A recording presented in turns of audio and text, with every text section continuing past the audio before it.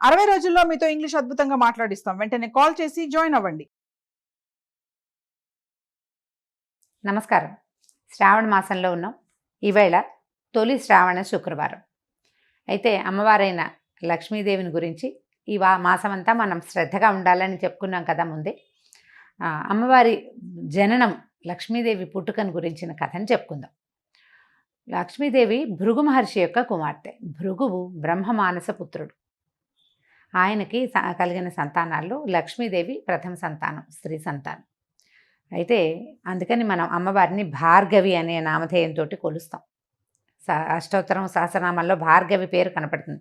భృగునందన ఆవిడ ఒక కల్పంలో జరిగిందనమాట ఇది. అంటే మన ప్రతి కల్పంలోనూ కొంచెం కొంచెం తేడాలు జరుగుతుంటే ఓ కల్పంలో ఈవిడ భృగు మహర్షికి కూతురుగా జన్మించింది.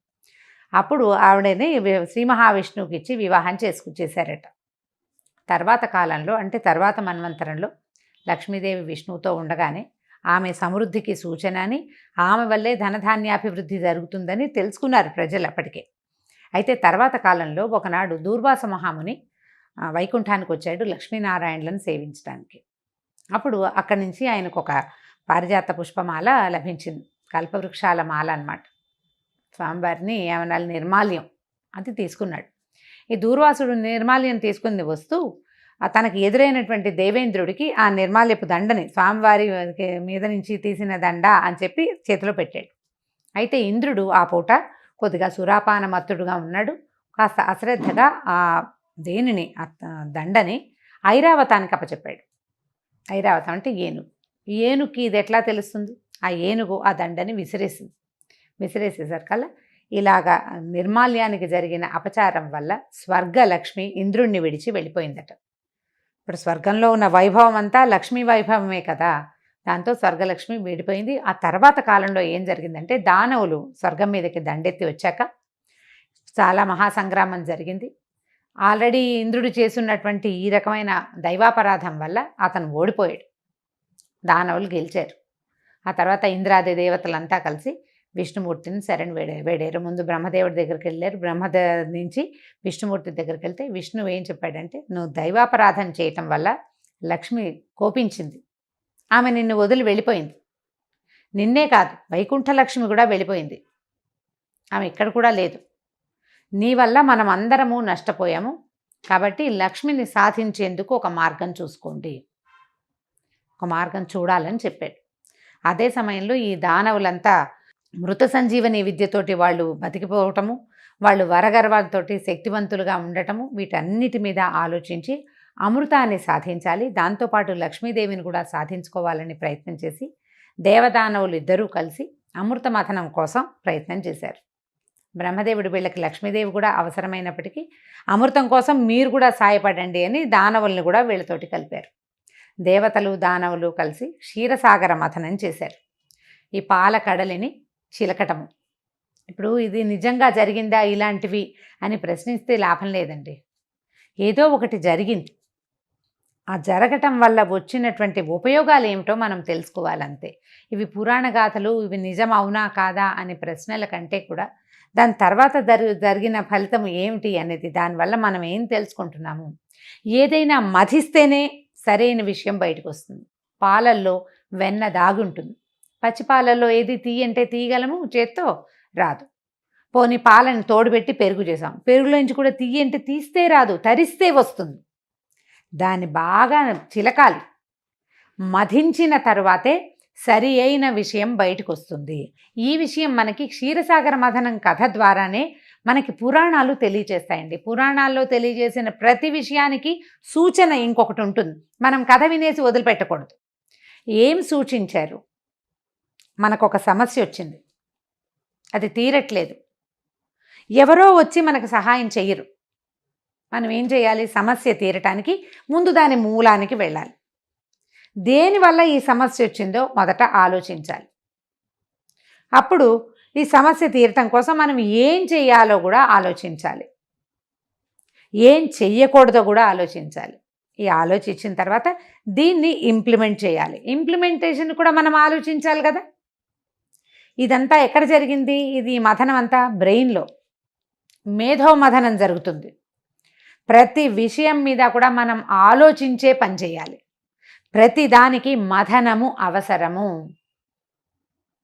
ఏ శుభమైన కార్యక్రమం జరగాలన్నా, ఏ సరి అయిన పని జరగాలన్నా, అసలు ఒక అవుట్పుట్ అంటూ కావాలి అంటే దానికి మథనం ముఖ్యమైనది. నేను ఇక్కడి నుంచి లేచి అక్కడికి వెళ్ళి అది తీయాలి అంటే అదేదో క్యాజువల్ విషయంలో ఉంటుందండి. బ్రెయిన్ దానికి చాలా ఆలోచిస్తుంది. బోల్డంత క్రియ జరగాలి. నాకు ఊహ రావాలి. నాకు ఊహ అంటే నా కన్ను ఒక వస్తువుని చూడాలి. ఆ వస్తువు చూశానని కన్ను వెళ్ళి బ్రెయిన్కి చెప్పాలి. అది నీకు ఉపయోగపడుతుంది అని బ్రెయిన్ ఆలోచించుకోవాలి. అప్పుడు బ్రెయిన్ కళ్ళకి చేతులకి కూడా చెప్పి, దాంతోపాటు కాళ్ళకి చెప్పి, ఓ కాలు నువ్వు నడిచెళ్ళు, ఓ చెయ్యి నువ్వు దాన్ని పట్టుకో, ఓ కన్ను నువ్వు దాన్నే చూడు అని వీళ్ళ ముగ్గురికి చెప్పాలి. ఎంత కార్యక్రమం, చాలా పెద్దది.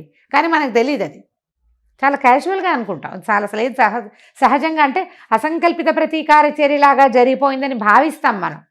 కానీ జరగదు. చాలా కాదు. ఈ 4గిట్లో ఏది బ్రెయిను, కన్ను, చెయ్యి, కాలులో దేనికి ఏ 4గిట్లలో ఏదైనా ఒక సింక్రనైజేషన్ తప్పింది అనుకోండి, పని అవదే. ఇక్కడి నుంచి వెళ్ళి పక్కనున్న మంచినీళ్ళ బాటిల్ కూడా తీసుకోలేం మనం. ఈ 4 ఒకే లైన్లో పనిచేయాలి. ఈ ముందున్న బయటున్న బాహ్యేంద్రియాల కన్ను, చెయ్యి, కాలుని పనిచేయించాలంటే బ్రెయిన్లో ఒక మథనం జరగాలి. ఒక చిన్నది కవ్వం పెట్టి చిలకాలి. అది ఆ చిలుకుడు వల్లే పనులు అవుతాయి. అన్నం వండాలి. ఎంత ఉంది, బృహత్తర కార్యక్రమం కాదు అది. చాలా సింపుల్గా చేస్తాం మనం. ఆ బృహత్తర కార్యక్రమానికి మనం లోపల మేధోమథనం జరుగుతుంది. మథనం జరగటం వల్లే మంచి విషయాలు బయటకు వస్తాయి. కొన్ని ఏదైనా ఒక విషయం మంచిగా, చెడు కూడా వస్తుంది దాంతోపాటు. బాగా ఆలోచించి ప్లాన్ చేసి పక్కవాడిని మోసం చేస్తారు. ఆలోచించి ప్లాన్ చేస్తేనే ఏటీఎం కొల్లగొట్టగలుగుతారు. ఆలోచించాలి కదా. అలాంటి మథనమే ఇప్పుడు జరిగింది. క్షీరసాగర మథనం. ఈ క్షీరసాగరం ఏమిటి, తెల్లగా పాల నురుగ్గా ఉంటుంది. అసలు అలాంటిది ఎక్కడ ఉంటుందో, పాల సముద్రం అండి. విచిత్రంగా మనం చూస్తామా, చూడం. మనం చూడని ఒక ఇది మన బ్రెయినే. అది మన బ్రెయిన్ అంతే. అయితే ఈ క్షీరసాగరాన్ని మథనం చేయటానికి అది చాలా పెద్దది కాబట్టి మందర పర్వతాన్ని తెచ్చారు. ఈ మందర పర్వతం చాలా చుట్టుకొలత పెద్దది కాబట్టి మందర పర్వతం చుట్టూతా 3 చుట్లైనా తిరగడానికి వీలుగా ఉన్నటువంటి వాసుకి అనే ఒక మహాసర్పాన్ని తమ చేతిలోకి తీసుకున్నారు. ఈ సర్పాన్ని ఇద్దరు ఒకళ్ళే పట్టుకుని చిలకలేరు కాబట్టి ఓవైపు దేవతలు, ఓవైపు దానవులు పట్టుకుని సముద్ర మథనం చేశారు. ఎన్ని రకాలో వస్తువులు వచ్చినాయి. దాంతో మహాభయంకరమైన హాలాహలం వచ్చింది. మనం ఆలోచించి చెడుని చేస్తూ ఉంటాము అప్పుడప్పుడు. ఆ చెడుని గనక తొలగదీస్తే, దాన్ని మింగేస్తే తర్వాత మంచి వస్తుంది. ఇది చేయకూడనిది అనే జ్ఞానం కలిగి ఉంటేనే తర్వాత జరుగుతుంది మంచి. మనకి పరమేశ్వరుడు వచ్చి ఆ హాలాహలాన్ని అమ్మవారి అనుమతి తీసుకుని, నేను హాలాహలం మింగుతాను అని ఆమెకు చెప్పి ఆ హాలాహలాన్ని తీసుకున్నాడు లోపలికి. తీసుకొని మింగకుండా కంఠంలో ఆపు పెట్టుకున్నాడు. ఎలాంటి చెడు ఆలోచన అయినా దాన్ని దిగనివ్వకూడదు, కంఠంలోనే ఉంచుకోవాలని ఇలాంటి కథలు చెప్తాయి మనకి. ఆలోచన వచ్చింది బ్రెయిన్లో, అది కిందకి వెళ్ళనివ్వకూడదు, ఇంప్లిమెంటేషన్లోకి వెళ్ళనివ్వకూడదు, ఎక్కడో చోట దాన్ని ఆపి పెట్టుకోవాలి. ఈ హాలాహలాన్ని ఆపిన తర్వాత అమ్మవారు వెలికొచ్చింది. లక్ష్మీదేవి సహస్ర కమలం మీద కూర్చుని చక్కగా పరమాద్భుత సౌందర్యంతో బయటికి వచ్చింది. ఆమెతో పాటు చంద్రుడు, తర్వాత నవరత్నాలు, కామధేనువు, కల్పవృక్షము, ఉచ్చైశ్రవము, నవనిధులు, అన్ని మణులు, నవరత్నాలు అన్నీ కూడా ఈ సముద్రంలో నుంచే వచ్చినాయి. ప్రపంచమంతా సముద్రంలోనే ఉంది. మొత్తం బయటికి వచ్చిన తర్వాత అమ్మవారు మళ్ళీ భగవంతుడైనటువంటి విష్ణుమూర్తిని వరించిన. ఆమె సౌందర్యము, ఆమె కళ్ళకి అసలు మైమర్చిపోయారట. కానీ ఆమెను స్వీకరించాలనుకోలే ఎవరు. దైవీ కళ యొక్క గొప్పతనం అది. ఆ లక్ష్మీ కళ తాలూకు గొప్పతనం. మిగిలిన వాళ్ళు ఎవరు ఈమె మాకు కావాలి అని అడగలేదు.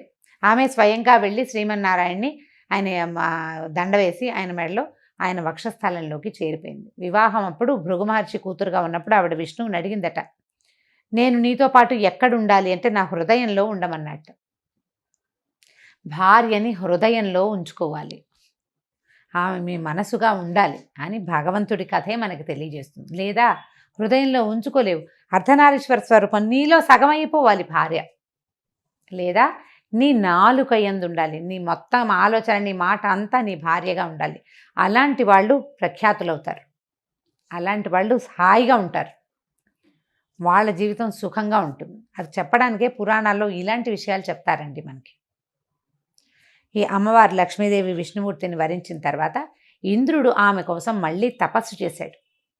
తపస్సు చేస్తే అప్పుడు ఆమె అతనికి స్వర్గలక్ష్మిగా ఉండడానికి ఒప్పుకుంది. స్వర్గంలో ఒక లక్ష్మీ అంశ ప్రవేశించింది. లక్ష్మీదేవి విష్ణుమూర్తితోటే ఉన్నప్పటికీ ఆవిడ ప్రపంచంలో ఉన్న ప్రతి విషయంలోనూ తన కళని అంశని స్థాపించింది భగవంతుని యొక్క అనుమతితోటి. స్వర్గలక్ష్మిగా స్వర్గంలోనూ, సస్యలక్ష్మిగా పంటల యందు,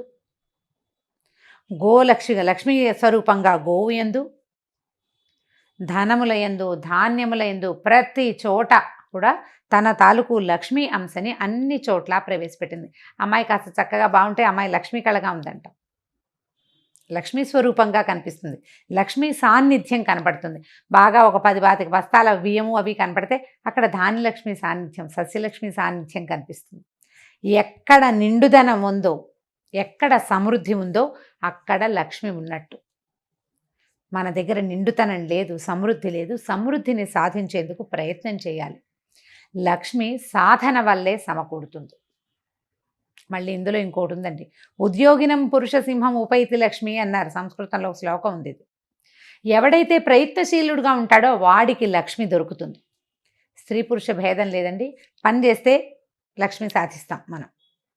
ఏదైనా సరే అన్ని రకాల లక్ష్ములని, విద్యాలక్ష్మిని, జ్ఞానలక్ష్మిని, ధైర్యలక్ష్మి, సాహసలక్ష్మిని కూడాను ప్రయత్నమే చేయాలి.